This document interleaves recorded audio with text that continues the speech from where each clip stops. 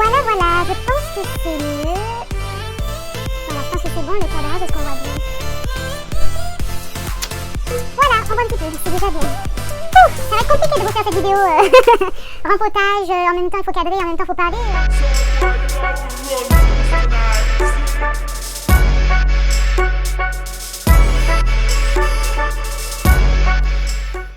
Salut et bienvenue dans cette nouvelle vidéo. Aujourd'hui, comme promis, on se fait une petite vidéo rempotage blabla.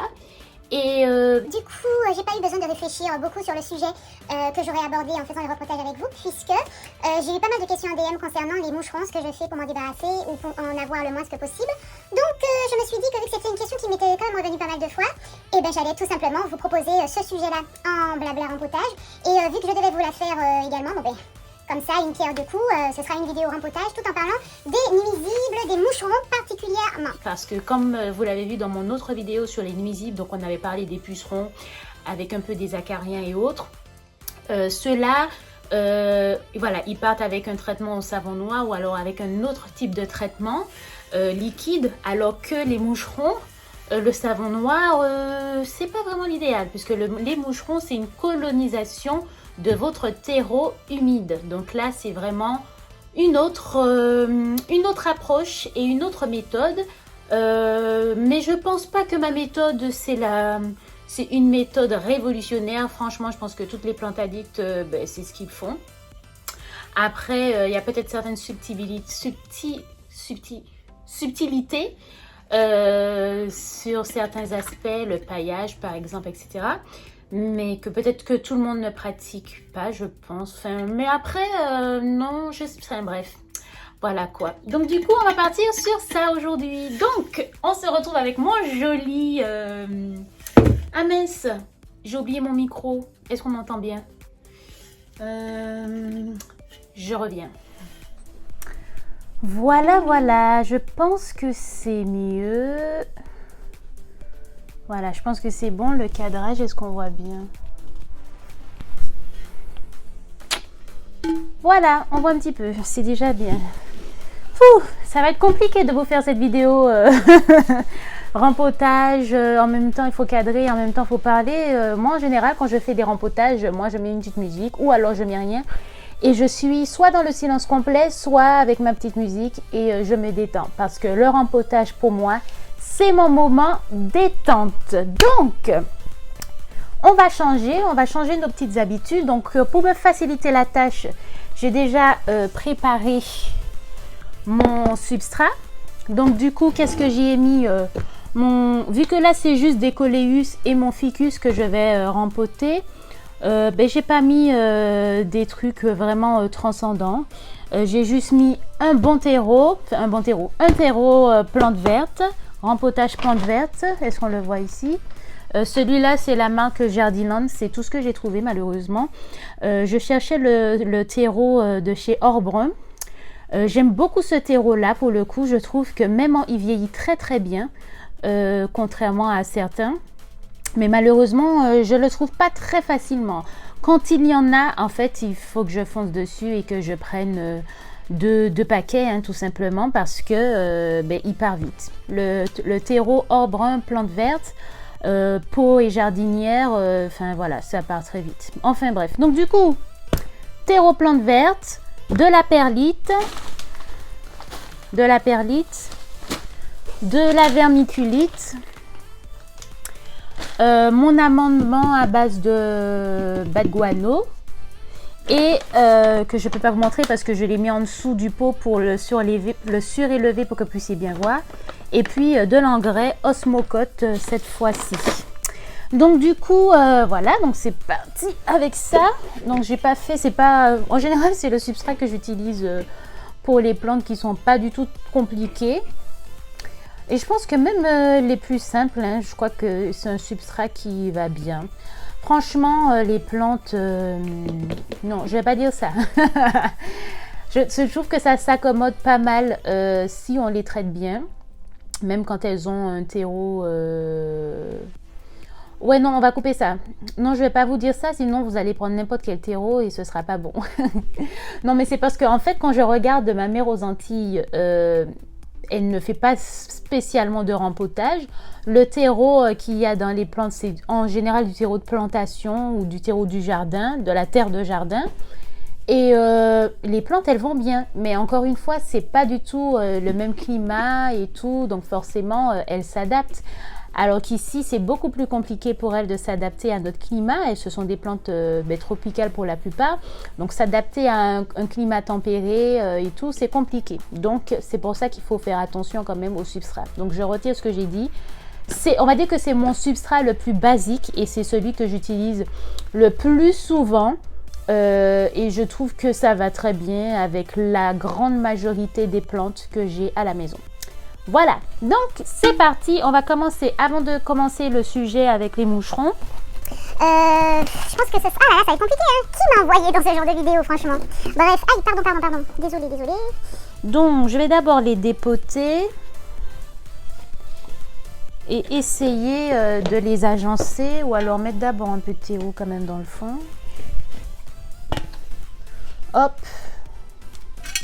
Donc j'ai préparé beaucoup parce que vu la largeur du terreau, du pot, franchement, il y a de quoi. Donc on met d'abord le fond.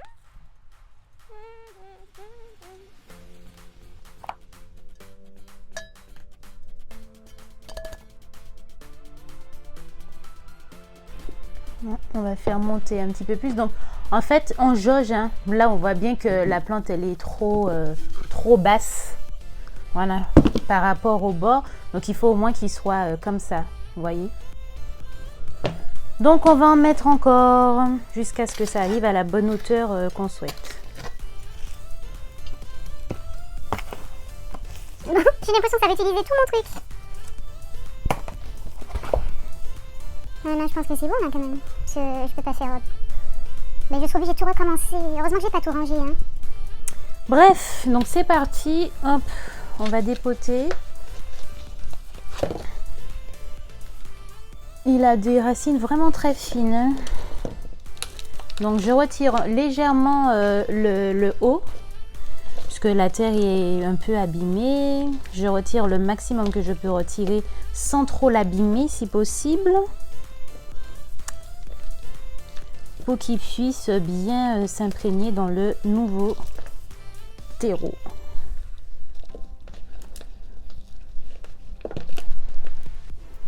Voilà. Bon bien. Voilà. Ce que j'ai fait, c'est que je l'ai arrosé quand même. Quand est-ce? Il n'y a pas longtemps, peut-être il y a 3-4 jours. Et comme ça, je me dis... Ça lui permettra de mieux, quand je vais faire l'arrosage, qu'il ne soit pas en mode excès d'arrosage, tout simplement. Pour éviter justement les excès d'arrosage, pardon. Alors, on va parler des moucherons, pardon, sinon ça ne va pas fonctionner. Donc, les moucherons. Pourquoi les moucherons viennent chez vous en début du printemps? Pourquoi il y en a autant? Comment ça se développe? Alors pour le coup, je ne vais pas vous faire non plus quelque chose de trop scientifique et non plus trop détaillé. Juste vous donner les grandes bases à savoir. Et comme ça, vous êtes tranquille pour comprendre la méthode en fait, tout simplement. Moi, je suis d'adepte de... Quand je fais quelque chose, j'aime comprendre le pourquoi du comment. Et comme ça devient plus logique pour moi. Oh merde! Pardon. Plus logique pour moi de comprendre pourquoi on fait les choses et du coup c'est plus facile pour moi à mettre en place la méthode. Donc les moucherons viennent dans les terreaux plus humides parce que justement quand l'été, le printemps reprend, on reprend aussi nos arrosages. En général en hiver on n'arrose pas comme des malades toutes les semaines parce qu'il fait trop froid et le terreau ne sèche pas rapidement.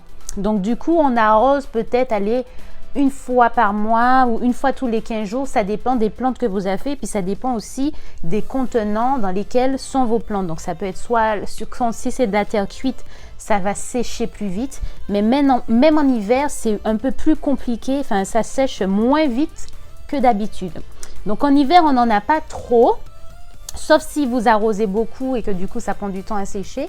Mais dans le sens où, voilà quoi, vous avez vraiment arrosé de fou. Oh, il a l'air d'être plus haut lui. Je vais te surélever. Et donc du coup, en été, on arrose et le terreau sèche moins vite. On se fait avoir et les moucherons, eux, sont de sortie. Le soleil est de retour. Les terreaux humides sont de retour. Et ils sont contents, ils vivent leur meilleure vie chez vous. Donc ils vont aller dans un terreau humide qui est une terre bien fertile pour pondre leurs petits bébés. Donc ils vont pondre des œufs. Et en sachant que le cycle des œufs des moucherons, en général, c'est un cycle de 30 jours environ. Donc ça, c'est un cycle classique pour tous les êtres vivants, j'ai envie de dire. Ça dépend de quoi on parle, mais voilà. Donc du coup, ça fait 30 jours pour que les bébés qui sont dans le pot, dans le terreau, du coup, sortent de nouveau. Et donc du coup, c'est comme ça que ça prolifère, ça fait des bébés et un cycle vertueux des moucherons. Et qu'on en a de plus en plus chaque jour, chaque semaine, chaque mois, tout dépendra de quand ils ont colonisé, etc., etc. Donc, ce qu'il faut faire pour éviter tout ça, en tous les cas, en prévention, ce que je fais, c'est que quand j'arrose, j'attends que mes pots soient bien, que mon substrat soit bien sec. Toutes mes plantes, même, ça dépend des plantes. Il y a des plantes qui ont besoin d'un terreau humide, mais un terreau humide ne veut pas dire non plus détrempé. Donc, par exemple, même les alocasias, c'est vrai que j'entends beaucoup de personnes qui disent que les alocasias, il faut garder un terreau relativement humide, un terreau frais. Mais moi, non, moi, je les laisse vraiment sécher. En plus, mes alocasias, ils sont tous... laisse-moi réfléchir. Oui, hein. Tous mes alocasias sont dans des pots en terre cuite et je les laisse sécher. Et une fois que mon terreau est bien sec, mais vraiment bien sec sur toute... en général, c'est surtout ça. Avec les pots en terre cuite, c'est beaucoup plus facile de jauger l'humidité du terreau parce que quand le dessus est sec, il y a de très fortes chances qu'en dessous aussi le soit parce que le pot en terre cuite permet un séchage, ça va être compliqué, uniforme de notre terreau.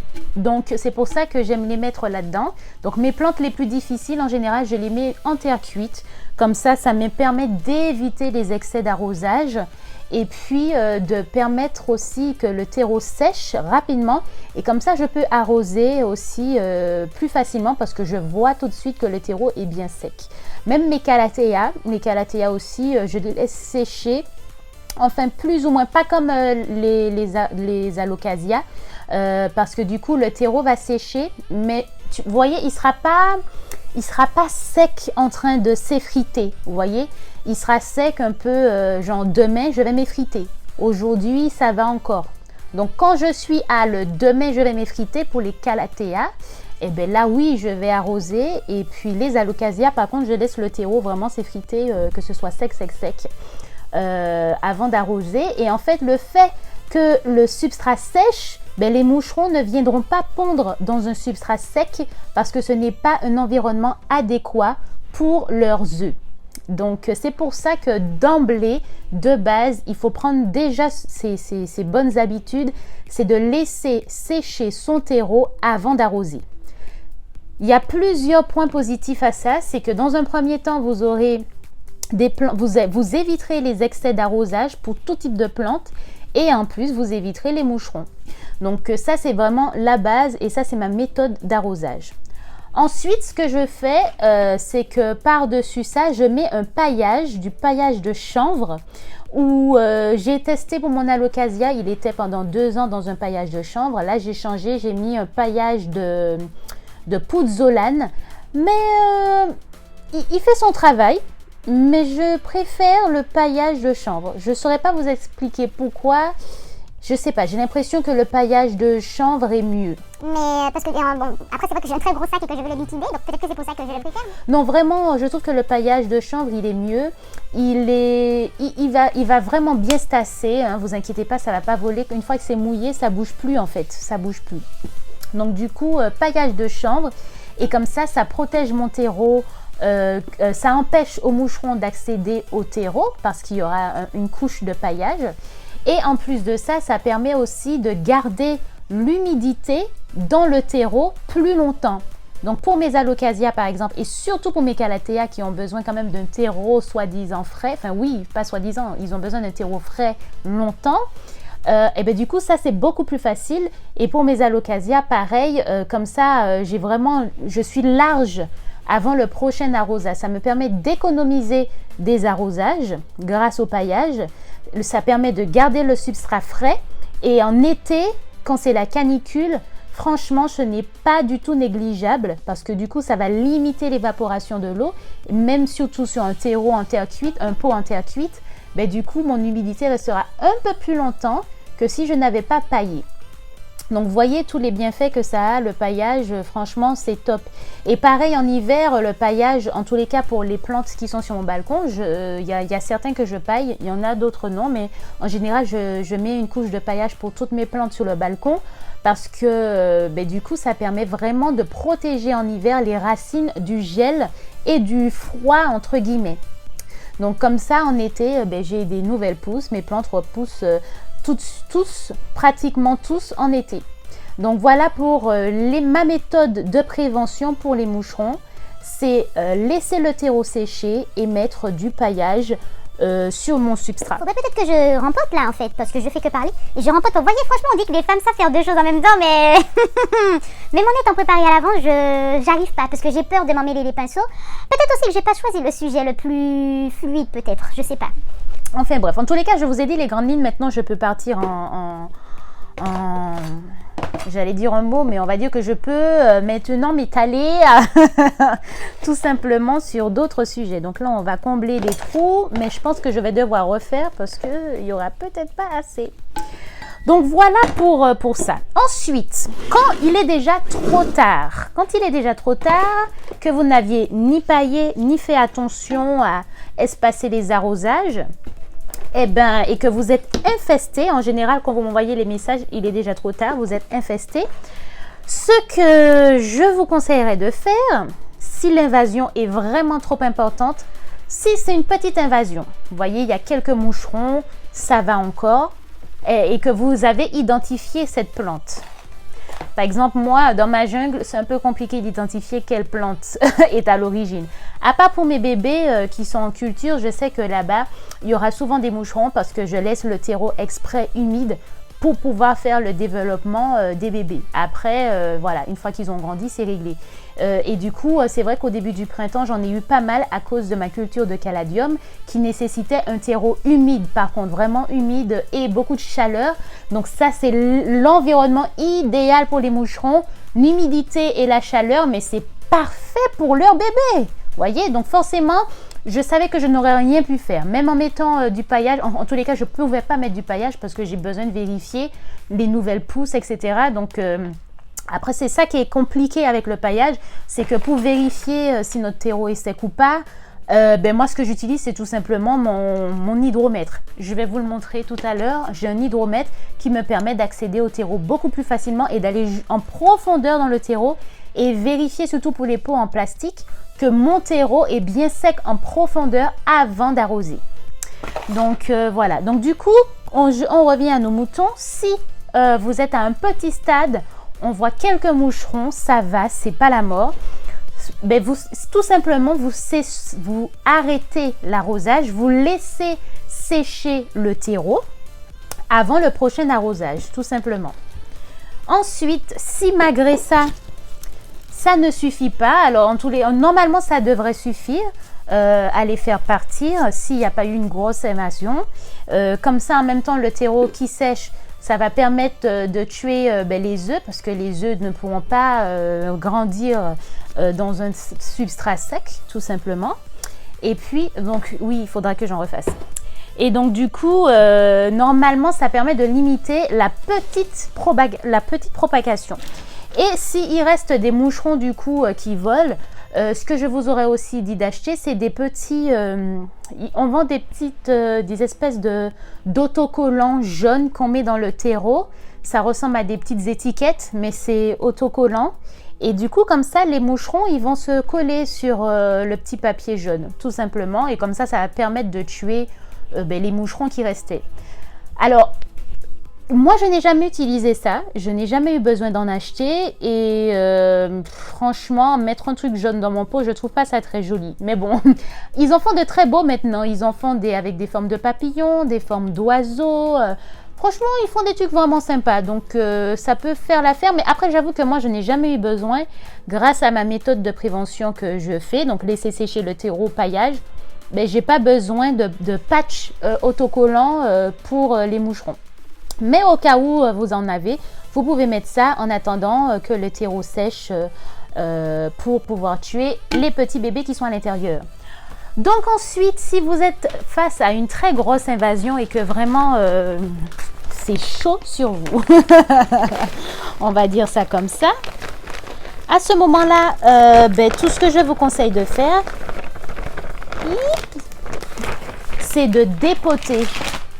C'est de dépoter votre plante tout simplement, de retirer le maximum de terre, le maximum tout en faisant attention aux racines, à ne pas les abîmer. Et ensuite, mettre dans un nouveau terreau, dans un nouveau terreau neuf où il n'y aura pas de bêtes dedans, etc. Et vous repartez sur des bonnes bases et vous mettez en place vous mettez en place la méthode de prévention que je vous ai présentée en amont, tout simplement. Donc, on laisse sécher, paillage. Non, mais je vais dire la même chose plusieurs fois, comme ça, au moins, ça va rentrer. Et puis, parce que, pour ne pas m'emmêler les pinceaux et que c'est compliqué d'être structuré quand on fait 25 000 choses en même temps. Franchement, c'est pas évident, hein. Comment les filles, elles vont pouvoir faire blabla rempotage? Non, franchement. Non, vous êtes fortes, hein, toutes celles qui font ça. Et ceux aussi, il y a des messieurs. Chapeau. À croire que je suis pas une vraie femme. Bref. Donc du coup, oui, voilà, en gros, je pense que j'ai tout dit, hein. Voilà, quand ça va pas... il faut que je mette mon... il est lourd maintenant.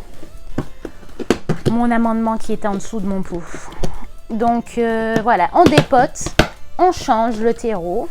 Et puis surtout, ce que j'allais dire, c'est qu'au minimum pour celles qui n'ont pas la force, on va dire ça comme ça, de mettre autant de trucs dans leur substrat, donc perlite, vermiculite, amendement, engrais, tout ça. Parce que oui, j'ai une copine qui me disait, non mais tous les trucs que tu mets dans, toutes les cochonneries que tu mets dans ton terreau là, je pourrais pas. Au minimum, ce que je vous conseille de faire quand vous rempotez une plante, c'est de mettre au moins de la perlite. Ça, de la perlite. Pourquoi? Parce que la perlite, ça va permettre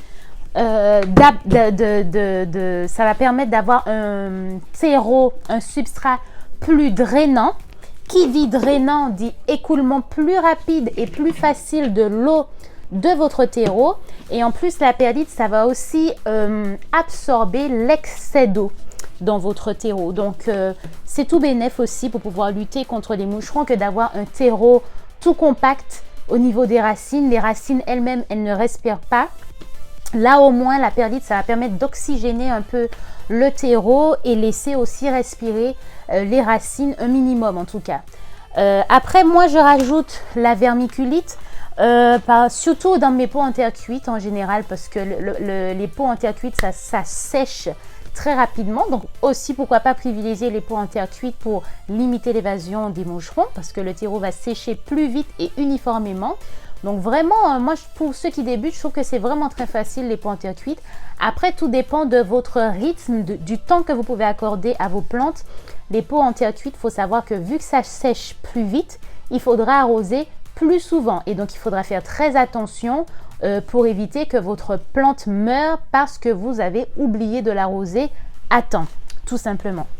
Mais moi, en général, dans les plantes, par exemple, les calathea et les alocasia qui ont besoin ou que je laisse sécher le terreau, mais quand même qu'ils ont besoin de substrat frais, je mets un Oya ou une réserve d'eau. Donc mes petits oiseaux là que j'ai, c'est ce que je mets. Comme ça permet aussi au terreau d'absorber uniquement la quantité d'eau qu'il a besoin.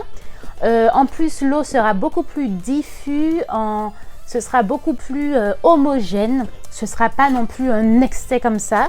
Et donc du coup, et c'est ce que je fais pour mon alocasia qui est sous réserve d'eau, c'est que quand ma réserve est terminée, je laisse passer 2-3 jours. En général, le week-end, ça dépend parce que je remplis mon Oya le vendredi.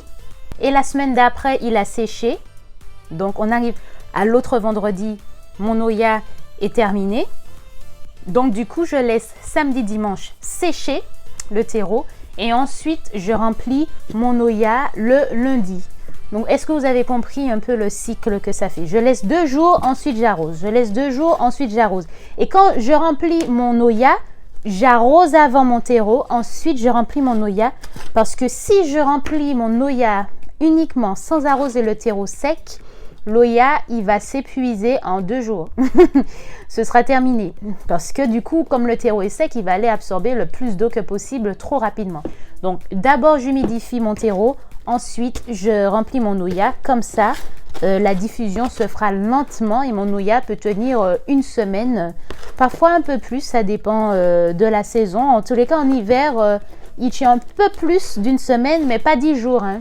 Il tient un peu plus d'1 semaine, mais pas 10 jours. Donc, voilà. Ensuite, qu'est-ce que j'allais dire et qu'est-ce que je disais pour en arriver aux Oya? Voilà. À faire 2 choses en même temps. Non, franchement, je pense que ce sera la dernière fois que je fais ce genre de vidéo. Ou alors peut-être que ce sera plus préparé et que je me mettrai des post-it parce qu'il faudrait que j'apprenne à faire des vidéos structurées avec mon petit prompteur, que j'écrive ce que je sache, les points au moins que je compte aborder par exemple. Comme ça, au moins, j'aurais été regarder mon anti-sèche. Bref, c'est pas grave. Donc du coup, ça peut être des astuces pour lutter aussi contre les moucherons. C'est utiliser un pot en terre cuite. C'est sympa. Après, il y en a qui disent qu'ils n'aiment pas du tout les pots en terre cuite. Mais oui, comme je vous disais, je pense que ça dépend de la façon dont vous gérez votre jungle, tout simplement. Moi, après, c'est vrai que pour les vacances, en général, c'est vrai que c'est compliqué. Ce sont les pots qui auront en priorité des réserves d'eau quand je pars en vacances. Surtout que quand moi, je pars en vacances, je pars au moins 3 semaines. Une fois dans l'année, c'est les grandes vacances, donc je pars 3 semaines et sinon les petites vacances 2 semaines, ça va. Et puis d'ailleurs, je vous ferai pourquoi pas une vidéo sur comment je gère mes plantes quand je pars en vacances. Ça peut être sympa et comme ça vous pourrez voir ma méthode pour ma jungle. Après, franchement, ma méthode, c'est que j'ai une amie, une plante sitter qui vient me garder mes bébés quand je suis par là, surtout quand je pars en grandes vacances. Et ça, vraiment, c'est, je crois que c'est la meilleure des méthodes, c'est d'avoir quelqu'un qui vient et qui s'y connaisse un minimum pour ne pas tuer vos bébés quand même. Et moi, la mienne, je l'ai trouvée, c'est une amie à moi et c'est elle qui m'a proposé de le faire. Et franchement, au début, je me suis dit... Oh, mais comment, je me vois mal lui dire oui et tout avec tout ce que je fais. Donc, je me suis dit, bon, allez, je prépare tout pour qu'elle ait le minimum à faire et qu'elle ait tout simplement arrosé. Et puis, je lui ai expliqué quand même certaines subtilités, l'humidificateur, etc., etc.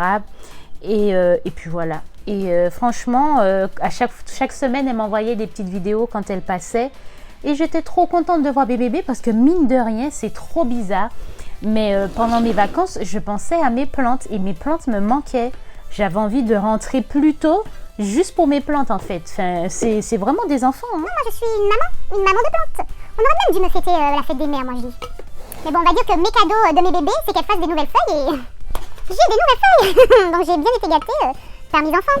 Bref. Donc voilà pour ma méthode pour les moucherons. Je pense que je vous ai tout dit là-dessus de ce que je fais et qui me convient très bien. Alors vraiment désolée, j'avais plus de place au niveau de la mémoire de mon téléphone pour pouvoir continuer à enregistrer la vidéo. Donc du coup, sur ce clap-là, je voulais juste vous montrer mon ficus avec son paillage qui date déjà de plus de 2 ans.